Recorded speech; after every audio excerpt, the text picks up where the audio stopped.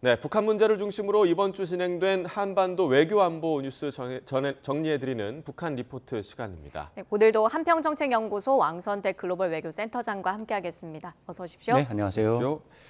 자, 방금 전해드렸는데요. 북한이 어제 외무성 담화를 냈습니다. 네네. 그런데 한국과 미국이 연합 군사훈련을 실행을 한다면 네. 강력하게 대응하겠다 이렇게 위협을 했거든요. 그렇습니다. 이번 담화 좀 어떻게 평가하시나요? 네, 이번 담화가 나온 배경을 좀 살펴봐야 되겠는데요. 우리 언론에서 본다면 조금 아까 보도해드린 그 내용, 한미연합훈련이 되면 강력하게 대응하겠다. 그 부분에 이제 주목을 하게 되어 있는데 사실 이 담화는 유엔 안전보장이사회, 유엔 안보리에서 북핵 관련 회의를 이제 지난 새벽에 했어요. 그 유엔 안보리에서 북핵 문제를 논의를 할 예정이기 때문에 그것을 보고 북한의 입장을 먼저 던진 것이죠. 그래서 그 외무성 담화를 보면 전체 내용 중에 50% 이상은 유엔 안보리가 잘못하고 있다는 내용으로 일관이 돼 있습니다. 그 내용을 설명하는 과정에서 한미연합 군사훈련도 거론한 것이고 그런 차원이라고 볼 수 있기 때문에 이번에 외무성 담화는 북한이 뭐 군사적 긴장을 고조시킨다거나 무력 도발이라든가 무력 시위라든가 도발적 행위 이런 것들을 예고하는 것으로는 보기 어렵다 이렇게 보고요. 전체적인 내용은 남한이나 미국 쪽에 가 있다기보다는 유엔 안보리 회의를 앞두고 중국이나 러시아가 상임위원이니까 상임이사국이니까 중국이나 러시아가 북한에 대해서 편향적으로 잘못하고 있는 미국을 따라하는 게 잘못이다.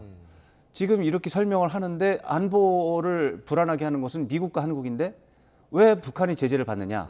왜 중국과 러시아는 거기에 동조하느냐? 이것이 이번에 외무성 담화의 주요 내용이고 어떻게 보면 남한에 대한 경고가 아니고 중국에 대한 경고다 이렇게 또 볼 수 있습니다. 예, 유엔 안보리 이 회의 소집에 반응한 거다라고 해석을 해주셨는데 그동안 잠잠하다가 강경한 태도를 보인 시점이 이것 때문이라는 해석이신가요? 그렇죠. 이제 유엔 안보리 회의가 있기 때문에 바로 전날 이제 그걸 앞두고 이제 문건이 나왔는데 단순히 그것만 본 건 아니고 3월에 한미연합 군사훈련이 대대적으로 열릴 것으로 예상이 되고 있어요. 예고가 되어 있죠. 그다음에 2월 22일 날 이번 달 22일 날 며칠 뒤에는 워싱턴에서 확장 억제 수단 운용 연습이라고 하는 한국과 미국 국방부 고위 관부들의 또 연습이 또 진행이 됩니다. 협의가 진행이 됩니다. 이제 이런 것들을 보고 북한이 활용을 하는 것이죠. 북한은 조금 아까 외무성 담화에서 이제 거론하면서 말씀드렸지만은 그 외무성 담화 말 중에 이런 대목이 있어요. 북한은 한반도 평화 안정을 위해서 자제했는데 미국과 한국이 자극을 하고 있다 이런 내용이 계속 들어 있어요. 북한이 자제했다. 북한이 자제했다는 표현을 썼습니다. 네. 자제했다. 좀 우리 입장에서 보면 말이 안 되죠. 그러나 이제 북한은 뭐 자기 입장을 얘기하는 거니까. 그래서 북한은 자제했는데 미국과 한국이 긴장을 조성하고 있는데 그게 바로 2월과 3월에 진행이 될 거다라고 예고를 한 것이죠. 그러니까 내 말이 맞다라고 북한은 주장을 하는 그런 상황이기 때문에 다시 말씀드리지만 이것은 무력 시위를 예고하는 신호탄이라기보다는 유엔 안보리의 북한 관련 회의를 두고 유리한 상황을 조성하기 위한 어떻게 보면 심리전이고 중국에 대해서 왜 북한에 대한 경제 제재를 풀지 않고 제재를 계속해서 유지하는 미국의 잘못된 처사에 동조하는가 이 질문을 계속하면서 계속 이런 상황이 이어진다면 뭐 중국을 생각해서 그동안 자제했던 다른 것들을 할 수 있다. 이제 그런 얘기가 들어있는 거죠. 다른 것들이 대체적으로 이제 7차 핵실험이 대표적인 사례가 되겠습니다. 중국이 싫어하는 부분 중에 하나죠. 맞습니다. 중국 때문에 자제해 왔는데 중국이 이런 식으로 나온다면 제재가 계속되는데도 이런 식으로 내버려 둔다면 북한 입장에서 어쩔 수 없는 거 아니냐. 핵실험을 뭐 할 수밖에 없는 거 아니냐. 이런 이야기가 담겨 있는 것이죠.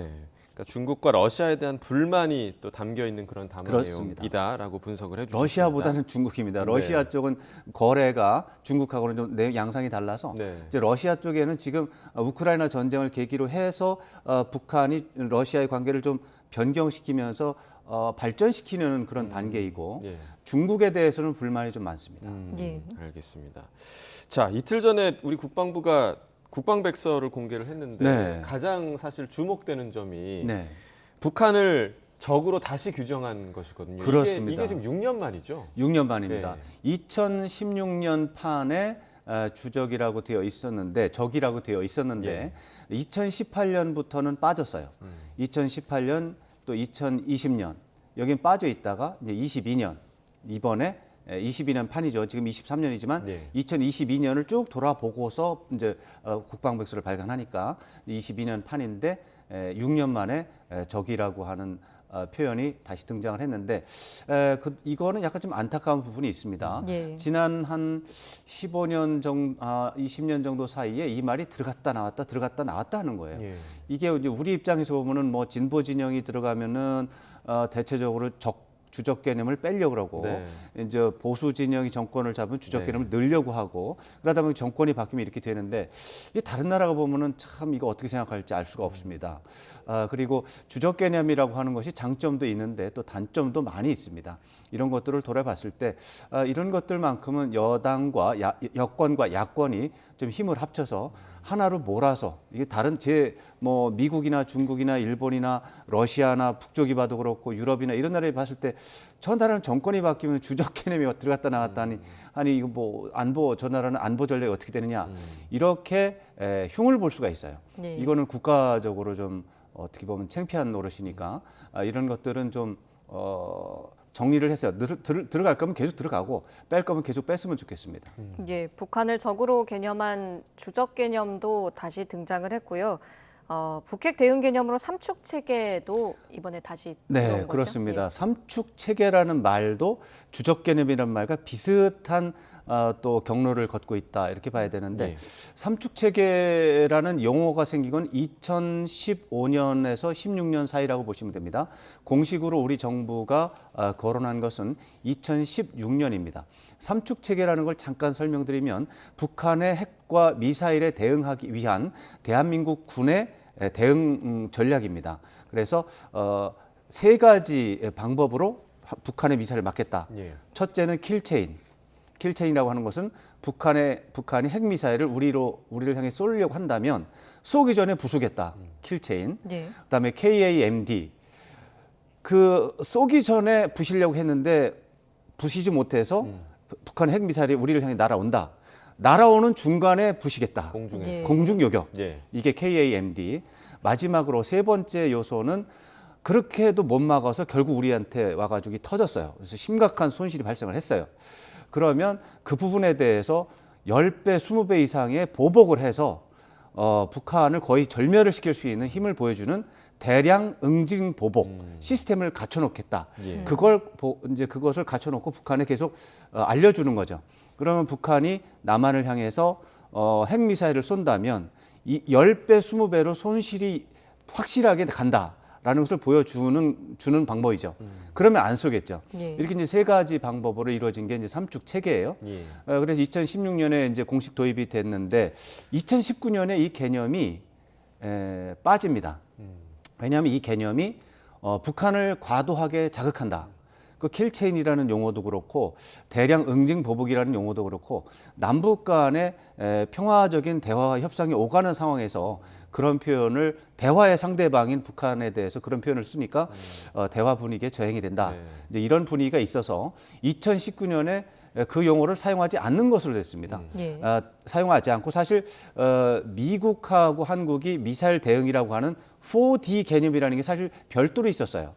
이제 삼축 체계라는 말은 유명하지만 4D 개념이라는 말은 유명하지 않았어요. 예. 예. 4D는 D자로 시작되는 단어가 4개가 있어서 4D인데 디텍트, 탐지, 또 디펜스, 공중 요격, 그다음에 disrupt, 교란하다, 네. 그다음에 destroy, 파괴한다. 예. 이 네 가지의 단계를 하나로 묶은 전략 개념을 만드는 게 4D 개념입니다. 예. 사실 이거는 삼축 체계와 같이 병행하던 개념인데 삼축 체계가 유명하다 보니까 4D 개념은 있는데 이제 주목을 못 받았어요. 예. 네. 이제 삼축 체계라는 말이 빠져버리니까 18년, 19년, 20년, 21년, 22년 초까지는 4D 개념이 북한의 핵 미사일에 대한 대한민국의 대책이었어요. 그게 이제 지난해 5월에 정권 교체가 되면서 이제 다시 삼축 체계라는 용어가 이제 들어온 것이죠, 공식적으로. 이런 부분도 조금 아까 이제 주적 개념이라는 것과 네네네. 마찬가지로 이건 국가적인 일이지 국내 정치적으로 보수 진영과 진보 진영이 바뀌면 전략 개념 자체가 들어갔다 나갔다 하는 것은 다른 나라가 보면 좀 이해가 안 가는 일입니다. 이런 부분에 대해서는 여권과 야권의 군사 문제, 국방 문제, 안보 전략에 있어서 최고 전문가들이 모여서 합의를 이루어서 하나로 정한 다음에 그다음 바꾸지 않았으면 좋겠다. 이게 제 소망입니다. 네. 예. 아무래도 정치권에서 북한을 어떻게 대하느냐에 따라서 이제 진보 보수가 갈리는 부분도 이 네, 부분은 그런 좀, 것도 네. 있고 네. 사실은 이제 이론적으로도 논란의 여지는 있어요. 왜냐하면 주적 개념이 있으면 좋다라고 하는 분들의 말씀도 일리는 있어요. 예, 예. 왜냐하면 군대에게 군인들에게 이제 적이 누군지 정확하게 알려주지 않았는데 어떻게 군인들이 훈련을 정확하게 예, 하겠느냐. 그래서 적대 세력이 누군지를 정확하게 알려주는 것은 필수적이다. 이렇게 이제 주장하는 이론도 있고요. 그렇지만 적이라는 말 자체가 전쟁이 일어났을 때 형성될 수 있는 것이지 예. 전쟁이 일어나기 전의 상황은 유동적이잖아요.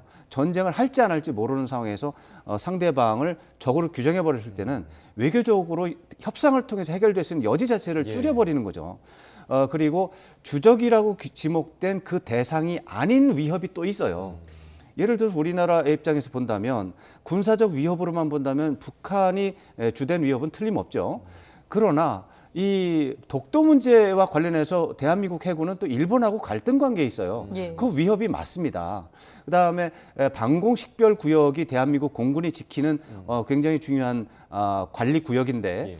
중국하고 러시아가 이거를 수시로 무시를 해요. 예. 이 부분에 대해서 우리 대한민국 공군은 항상 긴장하고 그 부분에 대해서 대응하고 있습니다. 그러면은 중국과 러시아가 우리나라의 방공 식별 구역을 무시하는 것도 위협에 해당합니다. 하지만 주적이진 않잖아요. 주적이진 않죠. 네. 그러니까 주적이라는 개념에 들어가는 순간 명료해지고 또 국내 정치적인 단결을 유도할 수 있는 장점이 있지만 다른 위협의 요소들에 대해서 중요하지 않다라고 여기는 부작용이 생기는 거거든요. 예. 이게 주적이 생기면은 국내 정치적으로 단결이 되면 모든 예산과 노력을 그쪽에 쓰게 돼 있거든요. 예. 그러다 보면 지금 말씀드린 우리 해군이 독도 인근에서 일본 해군과 대응하는 부분, 방공식별구역과 관련해서 중국과 러시아에 대응하는 부분을 우리가 그 부분에 대한 예산이 들어갈 때 잘릴 수가 있어요. 예. 이런 것은 균형 잡힌 대응이 안 되는 것이죠. 이런 것들을 고려해서 대부분의 세계 각국은 적이라는 개념을 잘 안 쓰고 위협이라는 용어를 사용합니다. 예. 직접적인 위협은 뭐다? 가장 큰 위협은 중국이다. 이제 미국이 가장 대표적이죠. 가장 직접적이고 위험하고 중요한 그 위협은 중국이다. 예. 뭐 아니면 러시아다. 이제 북한이다. 이런 식으로 표현하지 미국의 적은 북한이다. 이런 식으로 표현하지는 않아요. 예. 예. 그게 이제 전략적으로 유연성, 자신의 유연성을 좁히는 부작용이 있기 때문이죠. 자, 국방백서 관련한 이야기를 나눠봤는데요. 그 끝으로 이 국방백서에서 확장 억제 부분 어떻게 처리됐습니까? 확장 억제 부분이 사실 제 개인적인 관심사 중에 하나였습니다. 왜냐하면 확장 억제라는 말과 연동된 단어가 핵무장론이었거든요. 예. 예. 독자적인 핵무장론. 그러니까 확장 억제라고 하는 것이 북한 핵에 대응하는 대한민국의 전략 개념이었는데 최근에 이제 독자적 핵무장론이 이제 불거지면서 이제 확장 억제를 믿을 수가 있느냐 이제 이런 논의가 있었거든요.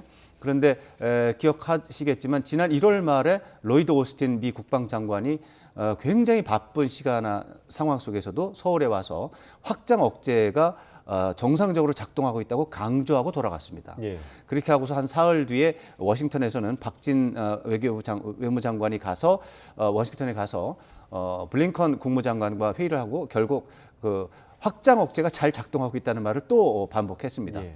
이 말은 한국에서 핵무장론이 나오는 것에 대해서 미국이 굉장히 민감하게 반응한 것을 보여주는 겁니다. 그래서 독자적 핵무장론 이런 얘기를 하지 마시고 확장 억제를 믿고 같이 가자라고 하는 쪽으로 이제 합의가 된 걸로 이제 이해가 됐고요. 그게 이번 국방백서에 그대로 반영이 돼서 핵무장론이라든가 전술핵 재배치를 연상시킬 수 있는 용어 그런 것들은 다 빠지고 이제 확장 억제를 중심으로 한다라는 것을 명확히 했습니다. 그래서 확장 억제가 북한 핵에 대한 대한민국 전략으로 다시 한번 재확인됐다. 이런 의미를 둘 수가 있습니다. 예. 네, 알겠습니다. 자, 오늘 김정 국무위원장이 또 경제 분야 공개 일정에 또 참석을 했습니다. 경제 네네. 분야 일정으로는 올해 들어서는 처음인가요? 처음입니다. 이 김정은 위원장이 1월 1일 날 금수산 태양궁전 참배 일정이 있었고 그렇게 하고서는 공개 일정이 없었어요. 그랬다가 2월 8일에 열병식 관련한 일정에 나온 것이 일정이었고요. 그러니까 김정은 위원장은 그동안 열병식 준비에 몰입을 했던 겁니다. 그렇게 했다가 그게 끝났으니까 이제 다시 일상생활로 돌아왔다. 민생을 살피는 일상생활로 돌아왔다. 이렇게 평가를 할 수가 있겠습니다. 네, 이 얘기도 한번 여쭤보겠습니다. 북한이 최근에 유엔에 식량 원조도 요청을 했고 식량 문제가 심각하다는 이야기가 나오고 있는데 네. 근거가 있다고 봐야 됩니까? 네, 근거가 있는 부분도 있고 약간 해석에 오류가 있는 부분도 있는 것 같습니다. 지금 그 얘기가 나온 가장 큰 이유는 북한이 이달 중하순에 노동당 전원회의를 소집을 한 거예요. 전원회의 하면서 주제는 농업 문제다 이렇게 얘기를 했어요. 네. 그러니까 전원회의를 2달도 안 돼서 또 여는데 농업 문제가 그거니까 특히 절박한 문제라고 또 표현했거든요. 그러니까 농사 문제가 굉장히 큰 문제구나. 이제 그 얘기가 나왔는데 며칠 있다가 북한의 대북 소식통을 인용해가지고 개성에서 아사자가 속출하고 있다 이런 기사가 난 거예요. 네. 그러니까 이제 관심이 높아졌고 그런 것들이 어느 정도 근거가 될 수는 있을 것 같습니다. 말씀하신 것처럼 통일부에서는 북한이 WFP 세계 식량 계획에 식량 지원 요청을 한 것으로 알고 있다.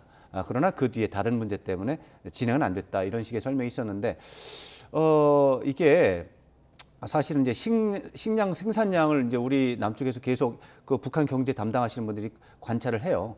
근데 북한의 식량 생산량이 지난해, 지지난해 이렇게 보면 크게 다르지 않아요. 5% 이내에서 차이가 납니다. 그렇기 때문에 재작년에는 그 규모로 멀쩡했는데 지난해도 비슷하게 생산을 했는데 아사자가 속출한다? 이건 뭔가 이상한 거죠. 그렇죠? 그다음에 식량 수입도 우리 북한 경제를 전공하시는 학자분들이 계속 관찰을 해요. 줄지 않았습니다. 그렇다면 스스로 생산하는 식량과 수입하는 생산량이 크게 다르지 않은데 왜 재작년 3년 전과 다르게 아사자가 나겠는가? 예. 잘못된 거죠. 해석이 잘못된 것이죠. 그리고 WFP에 식량 지원을 요청했다가 잘 안 된 것은 아마도 최근 몇 달 사이는 아닌 것 같습니다. 그쪽의 WFP의 관계자가 당장 최근에 북한으로부터 지원 요청을 받은 적은 없다고 또 확인했어요. 예. 네, 북한이 식량 지원 요청을 WFP에 지원 요청하는 것은 과거에 많이 있었습니다. 많이 있었는데 모니터링이라고 하죠. 식량을 주면은 실제로 군인한테 주는 게 아니라 주민들한테 주는지 확인하고 싶다. 그 모니터링이거든요. 확인하는 것을. 그 모니터링을 좀 더 자세하게 하고 싶다라고 하는 게 WFP의 희망입니다. 근데 북한에서는 그 방방곡곡 다니면서 우리나라를 사찰하려는 게 아니냐. 그건 곤란하다. 이제 우리한테 맡겨라. 이렇게 해서 이제 얘기가 잘 안 되거든요. 근데 과거에 몇 년 동안 그런 사례가 많이 있었습니다. 아마도 통일부 장관께서는 그런 부분을 시점을 약간 뭉뚱그려서 말씀하신 게 아닌가 이런 생각을 해보게 됩니다. 네. 예. 자, 여기까지 듣겠습니다. 북한 리포트 왕선택 센터장과 이야기 나눠봤습니다. 고맙습니다. 네, 고맙습니다.